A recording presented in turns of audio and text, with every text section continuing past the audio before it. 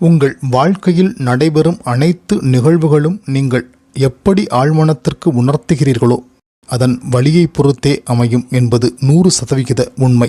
வாழ்க்கை எவ்வாறு இருக்க வேண்டும் என்று நீங்கள் விரும்புகிறீர்களோ அது ஏற்கனவே நடந்துவிட்டது போல உங்கள் ஆழ்மனத்துக்கு உணர்த்துங்கள். அவ்வாறாகவே நீங்கள் நடந்து கொள்ளுங்கள். முடிந்தளவு நடியுங்கள். ஆரோக்கியமாக இருக்க வேண்டுமெனில் ஆரோக்கியத்தை தேடாதீர்கள். பரிபூர்ண ஆரோக்கியத்துடன் இருப்பதாக ஆழ்மனத்திற்கு உணர்த்துங்கள். அவ்வாறாகவே நடந்து கொள்ளுங்கள்.